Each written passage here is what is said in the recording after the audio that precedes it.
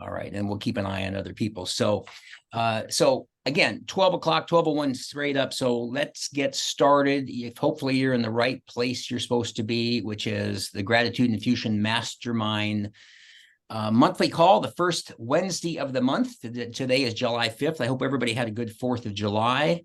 And let me just go over a couple of housekeeping things. The whole concept behind this is to focus on the immense advantages of a gratitude mindset. And most people have their cameras on. If you can have your camera on, that's great. As I mentioned, we start at 11:50. It's open at 11:50, rather, start at noon. And then it is very interactive. Both of my talks I do virtually and in person. There are very much, I tell people to have a pad of paper, or I pass out these 3x5 cards. And so it's very beneficial if you participate. And I think in some cases, people always talk about, I held on to this card forever, I used it, or whatever it was, it made a big difference. And it's all about trying to take away things that the speaker says that last long after the talk is over, and so forth. Use the chat and use the virtual hand raise, or actual hand raise is fine too. We'll do a couple of breakout rooms with 3 questions, which I'll put in the chat here in a little bit. And I think as one more thing too, encouraging questions and so forth in the first Wednesday of the month.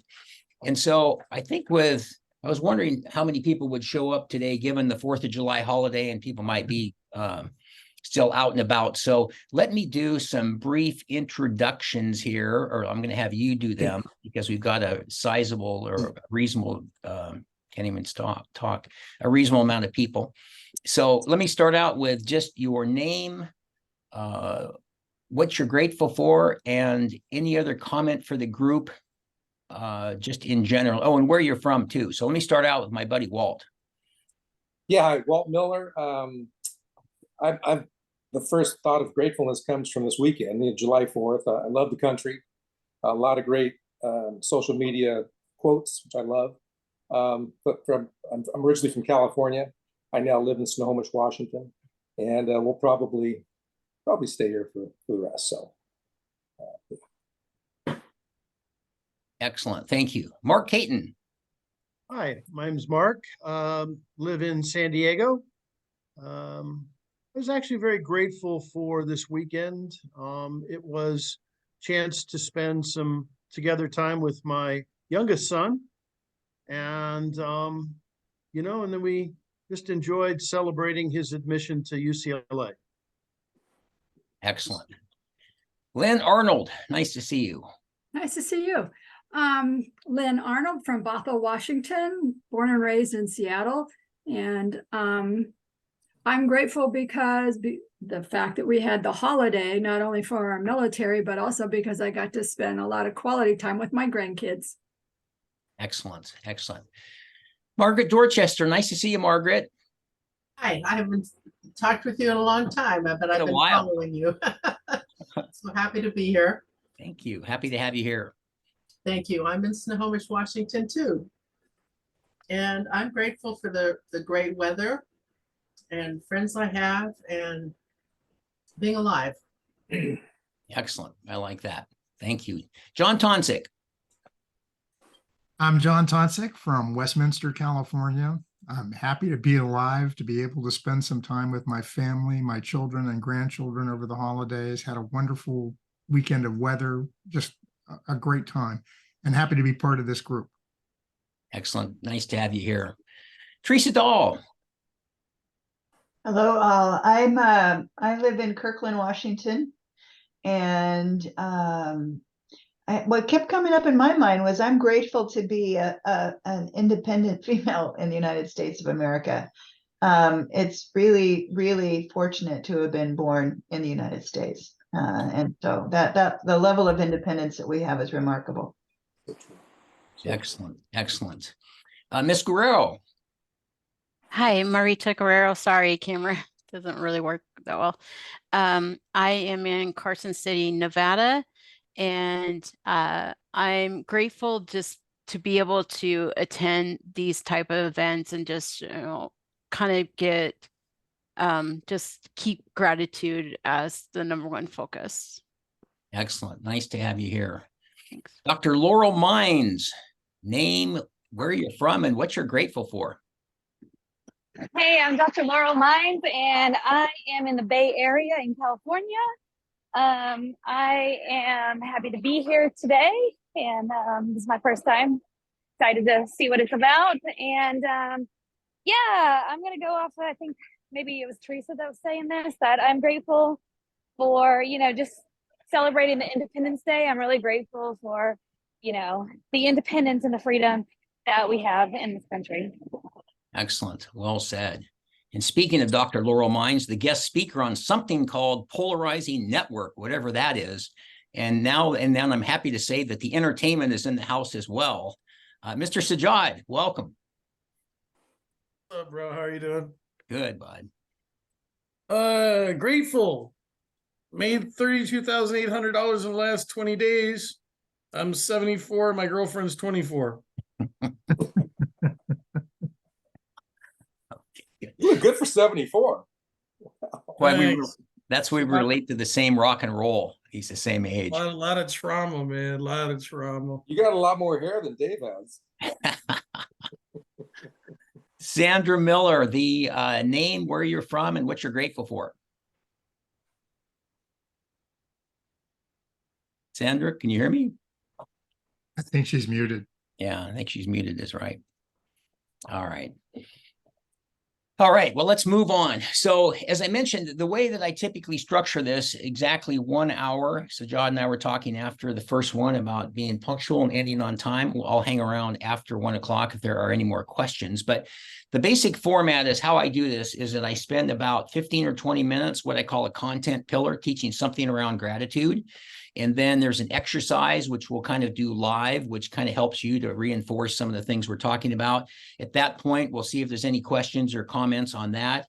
And then we'll go into breakout rooms, and I'll put in the chat here in a second. There'll be 3 questions in the breakout room, probably 3 or 4 people per breakout room for 15 minutes. And answer the 3 questions. You can also tell a little bit about what you do in a little more detail. And then after that, we'll see if there's any takeaways from that. And then lastly, I'll go over the things in the chat, and we'll wrap up at 1 o'clock. And as I said, we'll do we'll stay online a little bit afterwards if people want to stick around. But again, I want to honor that time. So, all right, so let's get started with the content pillar for today. And the first thing I want to talk about is it takes as long as it takes. And in a minute, you're going to need to have a piece of paper or a pad of paper and a pen, just something that's handy to write on that might help you, because I like this exercise. I get a lot of good comments on this when I'm doing this in person. And so the whole concept behind it takes as long as it takes and patience is a virtue, is this concept we hear over and over again about never giving up. And I think it's so important that we just go truly back to the mill. And we've heard all these cliches. Sometimes I repeat these cliches a lot, and I think that maybe they're too redundant, but they're worth talking about again. And one of them is, it's a marathon, not a sprint. And it really is something that you have to put one foot in front of the other over and over again. And I think about many times that, and I know a lot of you on this call, if not almost everybody, a challenge that you faced in the past. And one of the biggest things is we hear that eat an elephant a bite at a time, and all that's true, and one small step for the journey and that kind of thing. But if you just stick with it and keep going at it back and back and back and just coming back, eventually something is solved. And that's the part that's the best part, is that you get there. And so many cases, I think about a very unfortunate situation my younger son went through a couple years ago, where he hung with it and he was just consistent with it, and he kept going back, and it was very dire at times, but he stuck with it. And I was in San Diego recently with Mark and Connor and his friends and so on, and he remarked that he was so happy that he stuck with it. There's one of those examples about you just can't give up. And it's interesting because, speaking of Connor and raising them after my wife passed away, raising both my sons by myself, it was so important that they understood this concept of never giving up.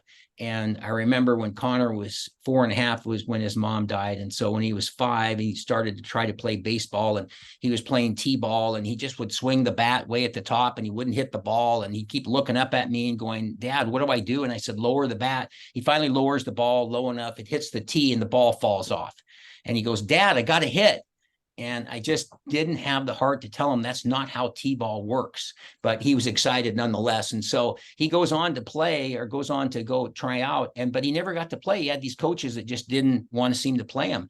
And it was frustrating. We take him to the batting cages, we take him to the workouts, the practices, fielding drills, all those kinds of things. But when it came to the game, he would never play. And I'd talk to the coach, and he just said, well, I got to play the best players. And I didn't want to be the interfering parent. And so at one point, it finally got to this date, May 31st, 2004, I think it was. And they were playing some other team, and it was the seventh inning game. And it was the bottom of the seventh, and they were down 7-6. There was a guy on second, a guy on third, and they were down by 1 with 2 outs. And there was apparently nobody to bat. So the guy looks down to the dugout and he goes, who else is left down there? And the assistant coach goes, well, Brooke's down here. So he goes, well, send him out. So out comes Connor, and he's swinging the bat like he's Ken Griffey Jr. or something. I mean, he's never even played. And so he gets up to the plate, and ball 1, ball 2, all of a sudden it's full count.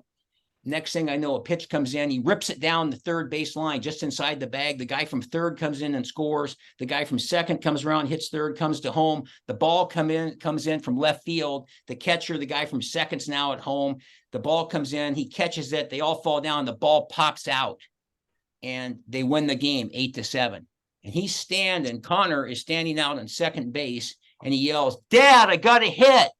And all by himself. And I could barely tell that story for a long time, because it was just so emotional. And the entire dugout, here's somebody who's been this rejected player. The entire dugout goes out and puts him on their shoulders and carries him off the field. And so that night we went home, I sat down in the bed with him. I said, Connor, it was never about playing baseball. It was about not giving up. And then he went on, and that's the end of that story. But he went on to go to Bothell High School here in Seattle, and he became the leadoff hitter and one of their starting pitchers. And because he just stuck with it. So it's so very important to remember that. So, all right. So I want to have you do an exercise. Go to your piece of paper or your pen and your pad of paper or whatever. And I'm going to give you 60 seconds for this. And this is going to require some homework. And I'm not going to be able to check to see if you've done the homework, but hopefully you'll deem it necessary to have it done by July 12th. But what I want you to do is I'll give you 60 seconds. Let me just put that on the clock here. And what I'd like you to do, as fast as you can, write down the most memorable events of your life. And it can be personal, it can be professional, it can be school, it can be trips, it can be things at work. It doesn't matter what it is, vacations you've taken, whatever hit you as the most memorable events of your life. Write down as many as you can in 60 seconds. Go.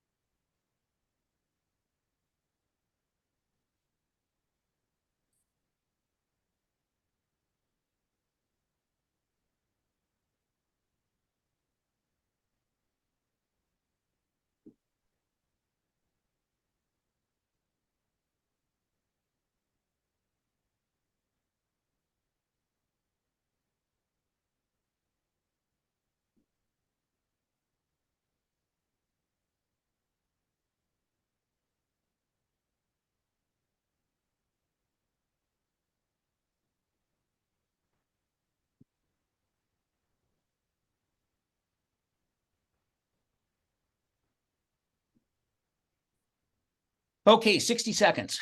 And so, as I mentioned earlier, this involves some homework. I wanted to get you started on this. What I would like you to do, and I would like you to give me a high five to the screen, either your actual screen or virtual one, to promise me you'll do this homework by a week from today.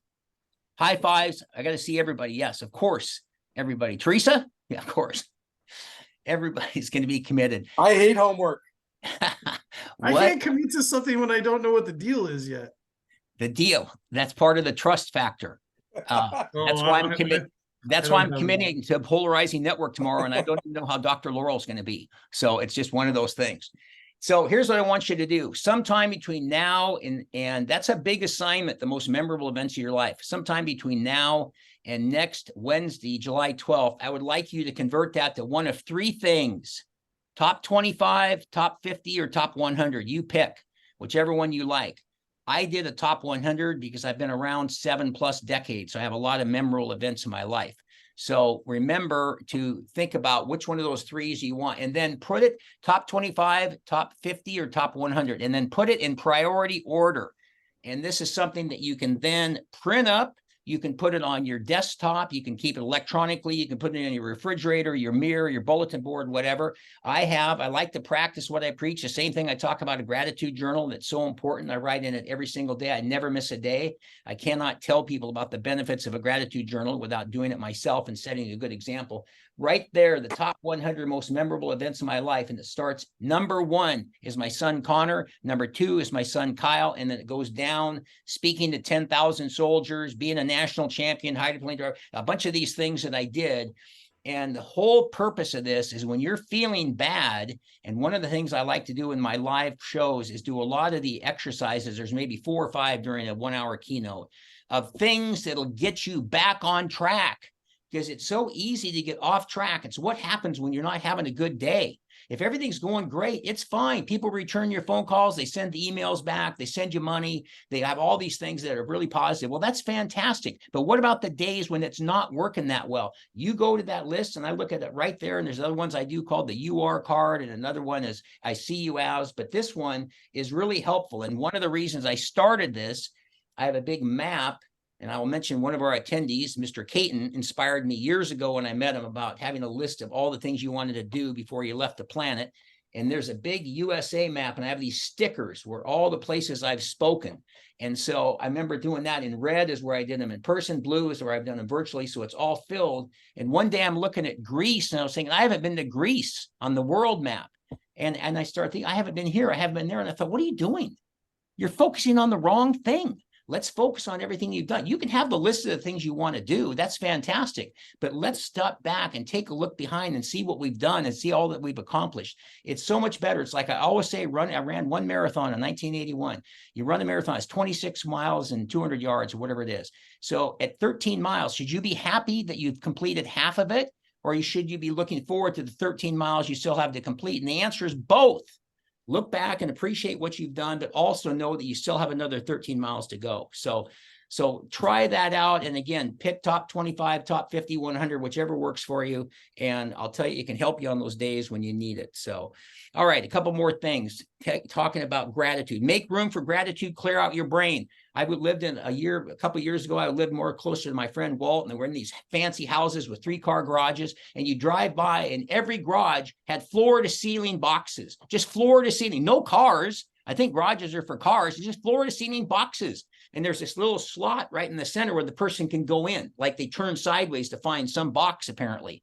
And so I thought, well, that's kind of like our brain. If you have all this junk in your garage, how in the world do you ever get room for the gratitude and the positive things that you want to have? So really, really important to kind of have spring cleaning for your brain and make sure there's room for gratitude and room for the positive things. And that's one of those things that most memorable events of your life will fit into your brain pretty well that way, which is nice. And even though I said you can look in the back, there's still, you've heard this before, the windshield 2 feet wide or 2 feet deep, 4 feet wide.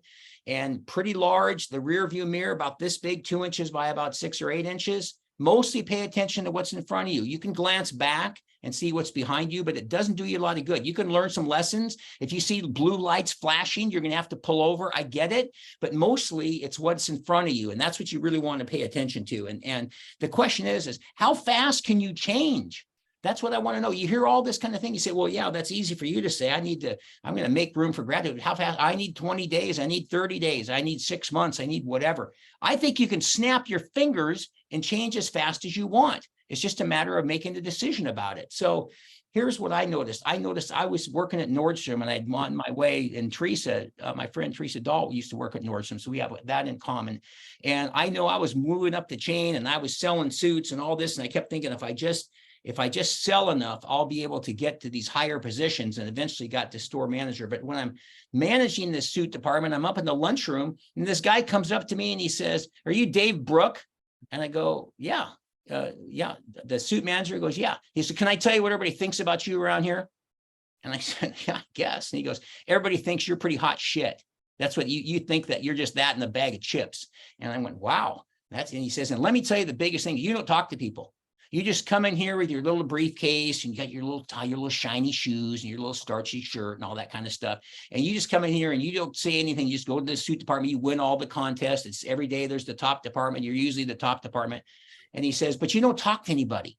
So everybody thinks you're a, you know what, a-hole. So I said, Steve Soray was his name. And I extended my hand. I shook his hand and I said, you know what? Thank you, Steve. And I turned around. I walked out of the lunchroom. I started saying hi to everybody in the entire store. And I noticed that whether it was what department of cosmetics or whoever it was, the escalators that do this crisscross thing, they don't go any slower if you say hi. So I'm saying hi to everybody. It became like the friendliest guy in the store. And guess what? The reputation totally changed. But I snapped my fingers and changed. So all this stuff about 2 weeks, 30 days, all that 2 months to change behavior. I've heard all those different things. You can snap your fingers and change in an instant if you want to change your life. And by the way, if you want to change your life, you've heard this before, change your life. It's pretty simple. It's not just, oh, I need to think about this and let me write some things down and all that kind of thing. So it's so very important. So, all right, next thing, that's what I want to talk about on the make room for gratitude, clear out your brain. Next, this is something I feel very strongly about. We're going to do this module and then we'll go for some breakouts right after this.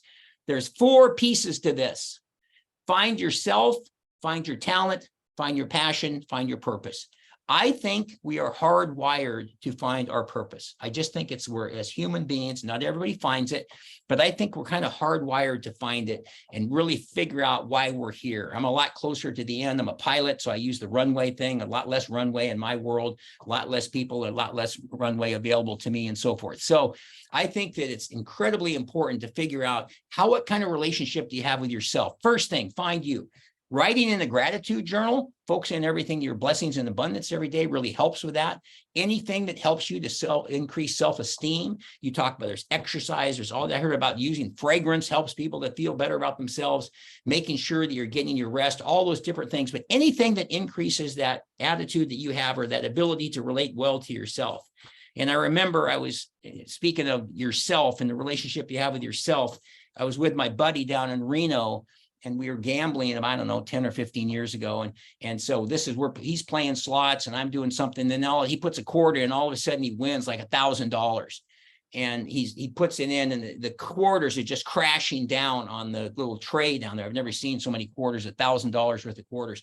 And he's got his hands like this and he's going, yeah, all right, Brooker, this is great. And I come over, stand by him, the quarters are coming down. And he goes, I'm buying dinner. And I went, oh, that's great. And as I was watching, the quarters kept coming out. And I was really happy for him. There's no question I was happy for him. But the thing is, I realized I'd be just a teeny bit happier if it was me, because then I would have the $1,000. And people look at me and they say, God, what are you, some sort of a selfish? No, I'm just telling you, that's the truth. I would be a lot happier if it was me. So it's so very important. And in terms of this relationship that you have with yourself, it's so important. So very important to develop the Teflon and the armor to protect yourself from people who take shots at you. So I think I have right here this $20 bill. And I think in most cases, if I put it through the camera, most people would take it. Suzanne, hi, Suzanne. Suzanne would take it. So if I take this and I crush it like this, and I give it to a person, I think most people would take it. If I look at Sajad's got more than a few $20 bills fanning themselves. If I put it on the ground, stomp on it, and then smooth it out like this, again, I think most people would take it. So if I look at Andrew Jackson on this $20 bill and say, Andrew Jackson, you're a piece of crap. You're worthless. I don't even know what you're doing on the planet. In fact, I think you're a despicable human being. Andrew Jackson would look back at me and he would say simply, well, Mr. Gratitude Guy, that's just super. You can say whatever you want about me, but I'm still worth 20 bucks. And he would be exactly right. So why do you let somebody crush you, step on you, tell you you're worthless, tell you that you don't deserve to be on the planet, or worst of all, devalue you from 20 to 15 to 10 to 5 to the worst of all 0 and get away with it? The best way you can do that is develop a great relationship with yourself. gratitude and a gratitude journal, where, as it says in the front of the gratitude journal, if you think about it, it's like a dream. If you talk about it, it inspires you. But if you write about it, it empowers you. When you're writing, I am so grateful for these many blessings that I have. It can make such a big difference. So very important. Finding yourself. Most important relationship, in my opinion, that you have is with yourself. Next, your talent. Make your strengths productive. Make your weaknesses irrelevant. I've said many times, I can speak to 10,000 soldiers. I can speak to a big audience of 5,000 in a big convention place in Las Vegas, but I can't draw a circle. So I'm not going to go out and start and take some class in some art class to try to figure out how to draw a circle. So really important. And I remember years ago when I was 12 years old, it left such an impression on me. I wanted to play the drums. So I was in 6th grade, and you fill out this little card and it has your name and your address, and then says, what do you want? What instrument you want to play? Number 1. And then it says number 2. And I don't want to have a number 2. I just want to play drums. You know, you have to fill out number 2. So I just couldn't think of anything. So I put trombone. So I stand in line. I got my card. We're waiting, that all these kids are going up to the table. And so I get up and I hand the guy my card. He goes, oh, okay, David. So you want to play drums? All right, here. He gets a pencil. And he takes a pencil and he goes like, he goes, now do that. And I said, yeah, no problem. And I just kind of, he looks at me and he goes, trombone for this kid. And so clearly not my talent. It was not, and I never got to play drums. So I did play trombone. I didn't really like that much of all, but there's a lot of things you can't teach. There's experience and confidence, common sense. You can't teach a know-it-all. We all know people like that. Someone who doesn't want to learn. You can't teach somebody to be grateful. You either are or you aren't. You can't teach work ethic, self-esteem, personality, sense of humor, a giving mindset. Those are all things that you can't teach. But I think you can figure out what your passion is. And that's we're going to go to the chat here in just a few minutes. And that's what the questions are going to be that I'll tell you in a second is, what are you passionate about? What did you want to do when you grew up? What do you want to be when you grow up? What would you do if you didn't get paid for it? What's the job you wanted to do that you never did, or any of those kinds of things? You know, at my age, I started this journey 10 years ago at 63. That's Colonel Sanders' age. That's how old he was when he started KFC. John Houseman, the actor, won an Oscar at 71. Mary Kay Ash, Sam Walton, Ray Kroc, J.C. Penney. They were all in like their mid-50s. So it's never, ever too late. And you just cannot give up on any of this kind of stuff. And I think you find yourself, you find your talent, you find your passion, you're probably going to find your purpose. And as I said, we're hardwired to find our purpose. So, all right. So now we're going to jump into some breakout rooms, and I put it in the chat, but I will tell you, actually, let me just pop it in again just to be safe. All right. So I've got a bunch of links in there, which we'll talk about at the end, but the breakout questions are, and just go around the room. I'll put 4 to a room. And what are you most passionate about? Number 2, what do you think your purpose is? And number 3 is, can you combine the two? So that's going to be. So, all right. So we'll circle back in 15 minutes. So let me do some breakout rooms here. Let's see. Where is my, hold on, where's my breakout rooms here now? Just a second. Here we go. And I will do 4 per, let's do 4. Yeah. All right, here you go. And I'll see you all back in 15 minutes.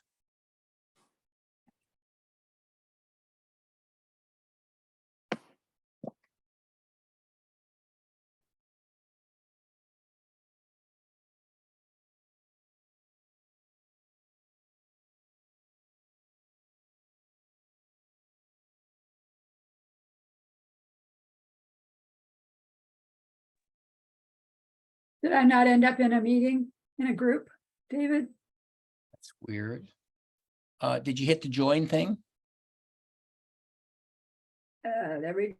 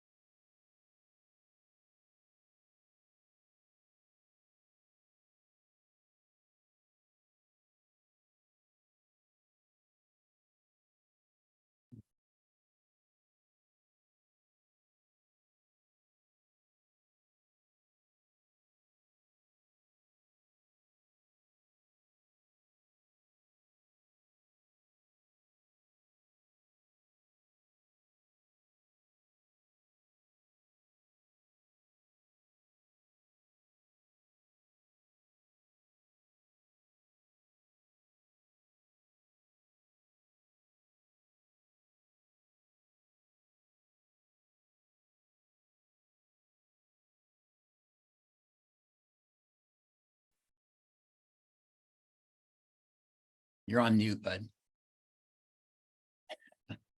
Okay. What's going Well, I wanted to chime in here earlier when you said you can change your decision like that to start gratitude. And I was going to say, no, you don't understand. our favorite line.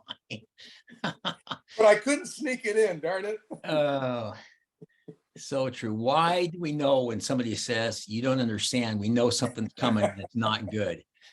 Oh, that's funny. Yeah. Margaret's a real nice lady. Very nice Yeah. lady. Miss Dorchester. Yes, she is.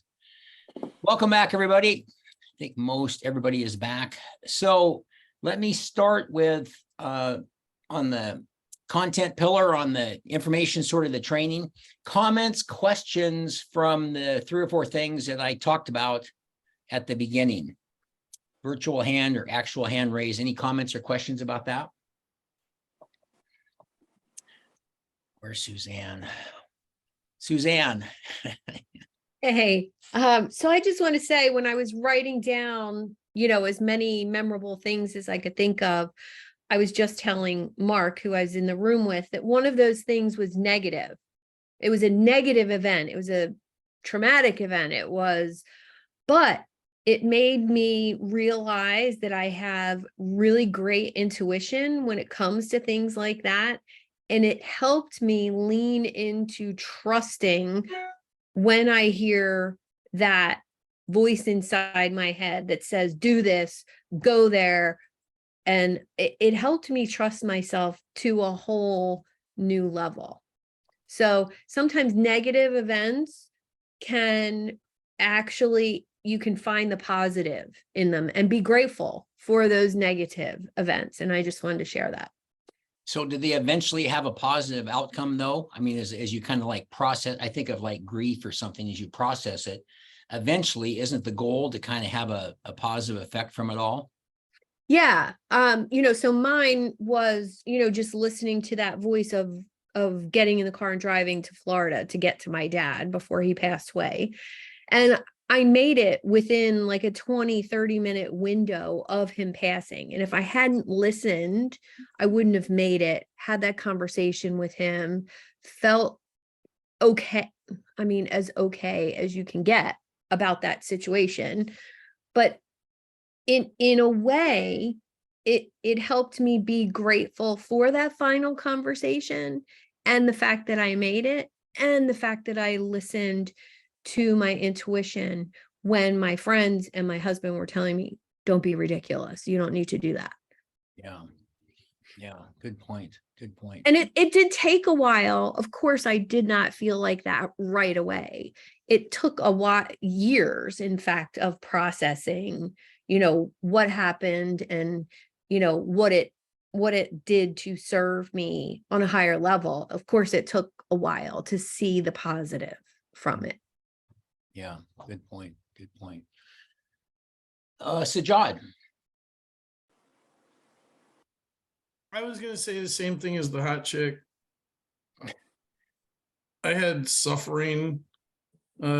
suffering moments on this. I thought it was a really cool exercise and super fun, David. Oh, thank you. It was really joyful, and really goes to your soul in terms of like, what have I been through? And I brought up my ex-fiance too, so that sucked, but it was 50-50. It was cool to think about how she's one of my top. I'm going to email her today, and then she's going to tell me I suck, but that's fine. It's 50-50. It's great to think about her again. And then I thought about my dog, my house, my mountain, my sports car, but I'd say 3 out of my 20 are trauma, horrible trauma that I just talked about with John and Dr. Laurel in our breakout room that, as Suzanne said, remarkably, or to paraphrase, or my perspective, remarkably benefited me. The suffering, I've been through a lot of trauma and it's been really good. It's really helped me out a lot. Well, and I think just the power of making your way through something. It's just so important to look back and think you accomplished something. And that's why I like the marathon example. And I've never come up with something better than the glass half full or half empty, because I just think it's such a great way It looks the same, but which way do you view it? And for some reason, this idea, my buddy Walt was saying, when somebody says, you don't understand, it's like, oh boy, here we come. Here's going to be some excuse why they can't get it done. But I do find the power of story is so powerful to explain or understand these concepts. And I think about the most recent example for me, it's July 5th. So it was next month. It was last year in August.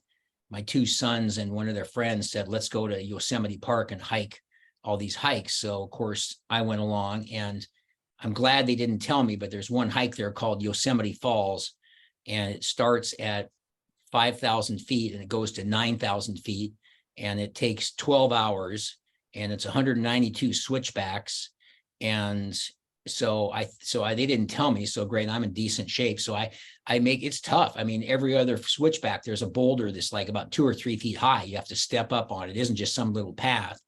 So we get to the top and we have sandwiches, and I'm thinking this is great, not realizing that going down sometimes is even worse because you're jamming your foot into your, I got both my toes are still black from then.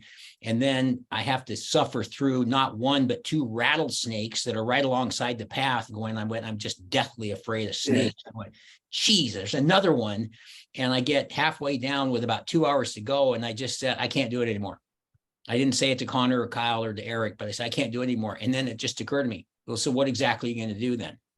I mean, is somebody going to come and get you? They can get like a helicopter and chopper you down, or somebody get a stretcher. And so I had to finish. But once I was done, it was just fantastic because there's that feeling of accomplishing. So that's a 12-hour hike. It's a lot. It was like 50,000 steps on my, whatchamacallit, Fitbit or whatever. But anyway, so just sticking with it and getting through it can be a very powerful feeling on the other side of it. So any other, before we get into breakouts, any other comments, Walt?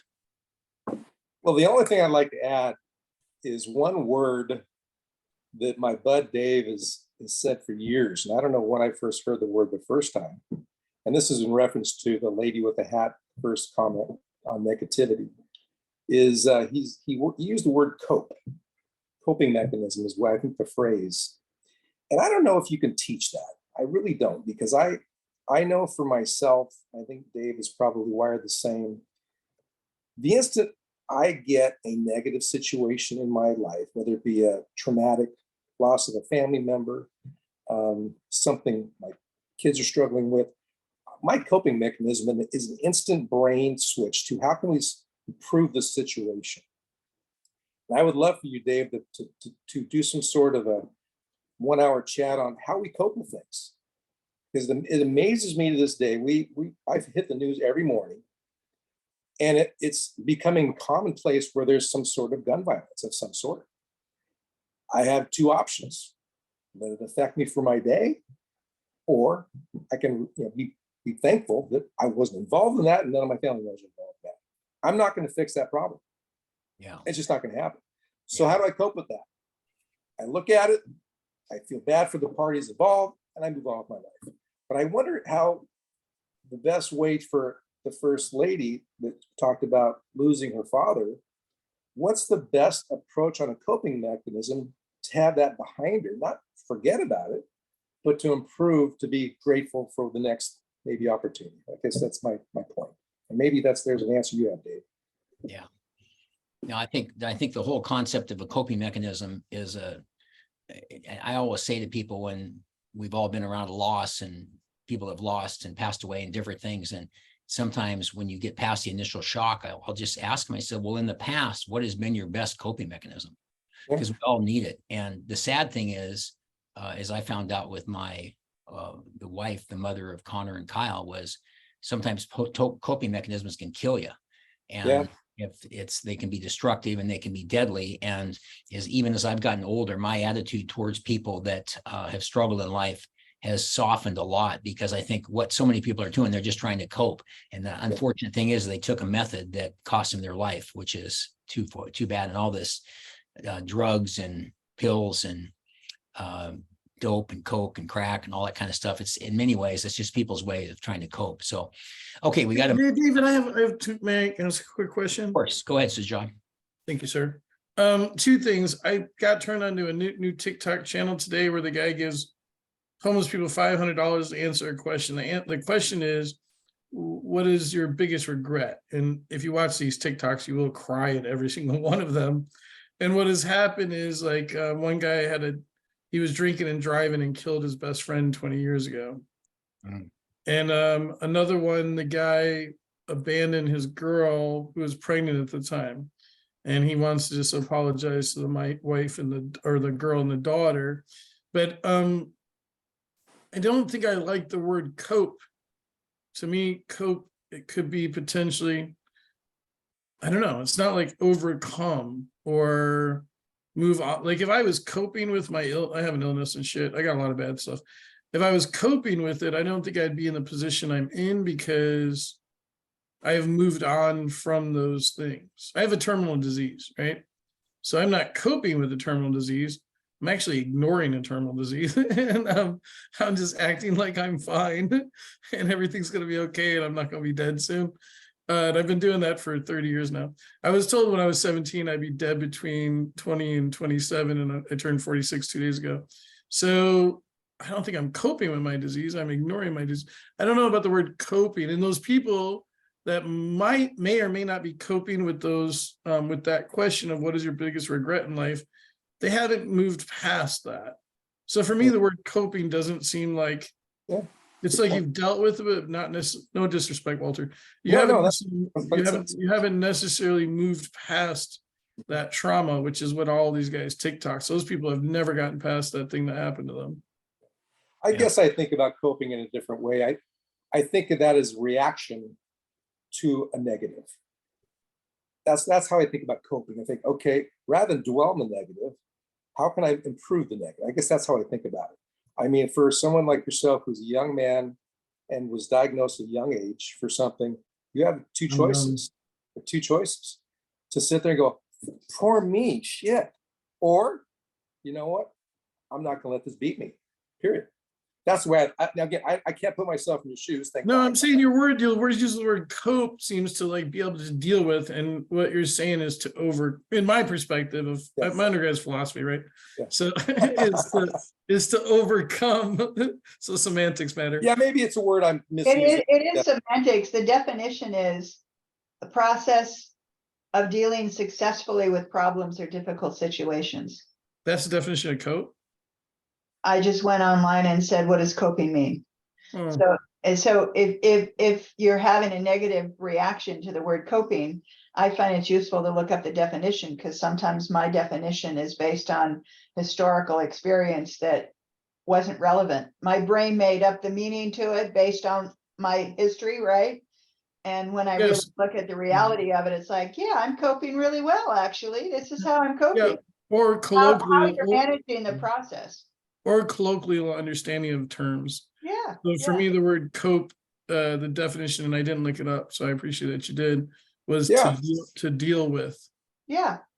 Just like when somebody dies and somebody says, I'm sorry, I thought that was really stupid until I looked up what I'm sorry meant, which was that, like when somebody, like my grandma died and people said, I'm sorry, I'm like, did you kill her? But that's not what it means by definition. By definition, it's you're sorry for their loss, right? So maybe I had a wrong understanding of the word cope. To me, well, and I would say that your choice to ignore a disease is a method of coping. According to the definition you just read. Yeah. I think within that definition, Teresa, the word process is another possibility. Yeah.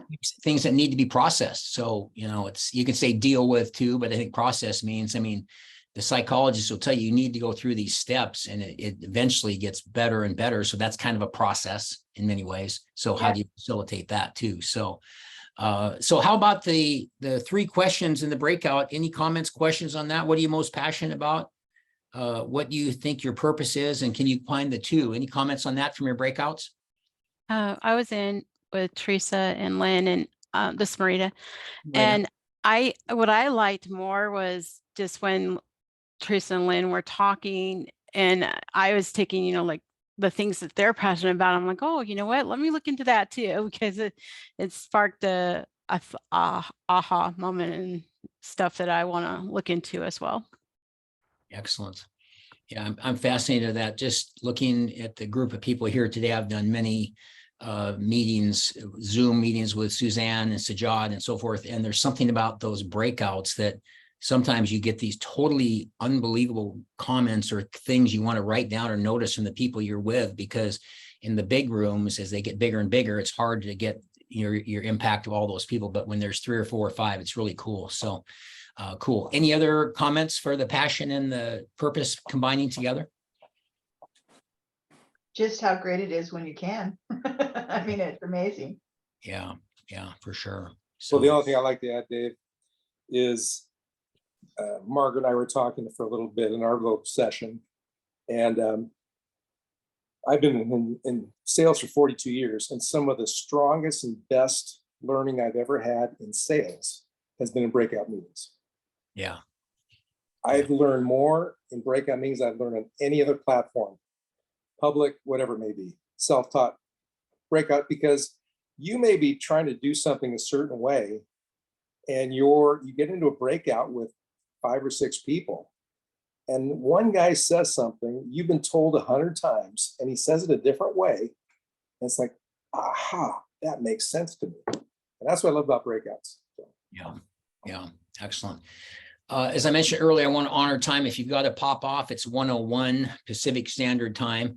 I noticed, and I put a couple of things in the chat. I've got my complimentary infusion call, the gratitude journal, my monthly morning minute, subscribing to my YouTube channel, and so on. Sajad, did you want to mention briefly your polarizing event tomorrow? Thank you. I partner with Kristen Spencer. She believes in know, like, trust, go giver, and it's all about relationships. So she's wrong about everything. It's about driving a $76,000 sports car, owning a mountain, and dating super fine women from all over the world.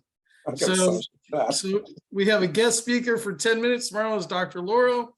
They add massive value. To quote Suzanne Taylor King, to add massive value means where people take pen to paper like David does every time he speaks, where they write down what you say. So tomorrow is everybody gets a trophy. Is that right or not? And it's going to be dope as shit. Dr. Laurel's almost as smart and good looking as me.